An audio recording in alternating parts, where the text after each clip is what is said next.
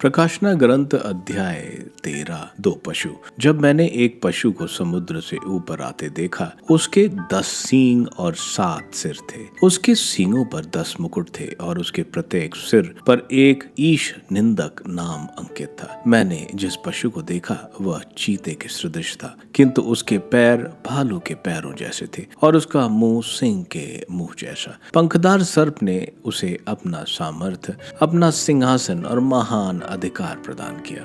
ऐसा लग रहा था कि उसके एक सिर पर संघातिक प्रहार किया गया था, किंतु वह संघातिक घाव अच्छा हो गया था। समस्त संसार आश्चर्यचकित होकर उस पशु के पीछे हो लिया। लोगों ने पंखदार सर्प की पूजा की, क्योंकि उसने पशु को अधिकार प्रदान किया था, और उन्होंने यह कहते हुए पशु की पूजा की, इस पशु की बराबरी कौन कर सकता है? इससे युद्ध करने में सामर्थ्य कौन है? पशु की डींग मारने एवं ईश निंदा करने की अनुमति और 42 महीनों तक बने रहने का अधिकार दिया गया। इस पर वह ईश्वर का अपमान करने और उसके नाम, उसके निवास स्थान और उन लोगों की निंदा करने लगा जो स्वर्ग में निवास करते हैं। उसे संतों से युद्ध करने एवं उन्हें पराजित करने की अनुमति और हर एक वंश, प्रजाति, भाषा और राष्ट्र पर अधिकार दिया गया। पृथ्वी के वे सब निवासी पशु की पूजा करेंगे, जिनके नाम वध किए हुए मेमने के जीवन ग्रंथ में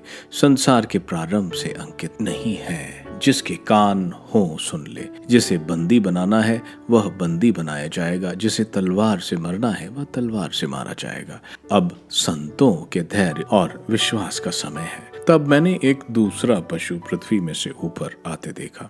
मेमने के सिंग जैसे उसके 2 सिंग थे और वह पंखदार सर्प की तरह बोलता था। वह पहले पशु के निरीक्षण में उसके समस्त अधिकार का उपयोग करता है। वह पृथ्वी और उसके निवासियों द्वारा पहले पशु की, जिसकी संघातिक घाव अच्छा हो गया था, पूजा करवाता है। वह महान चमत्कार दिखाता है, यहाँ तक कि वह लोगों को देखते आकाश से पृथ्वी पर आग बरसाता है। पशु के निरीक्षण में उसको जिन चमत्कारों को दिखाने की अनुमति मिली है, उन चमत्कारों द्वारा वह पृथ्वी के निवासियों को बहकाता है। वह पृथ्वी के निवासियों द्वारा उस पशु के आदर में एक प्रतिमा बनवाता है, जो तलवार का प्रहार सहने पर भी जीवित है। उसे पशु की प्रतिमा में प्राण डालने की अनुमति मिली, जिससे फलस्वरूप वह प्रतिमा बोल सके और उन सबको मरवा देती थी जो पशु की प्रतिमा की आराधना नहीं करते थे।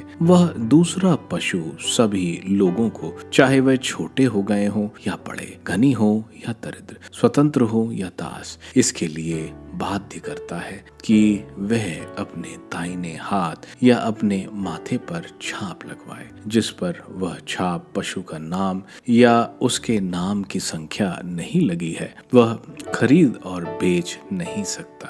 यहाँ प्रज्ञा की आवश्यकता है। जो बुद्धिमान है वह पशु के नाम की संख्या निकाले, क्योंकि वह किसी मनुष्य के नाम की संख्या है और उसकी संख्या 666 है।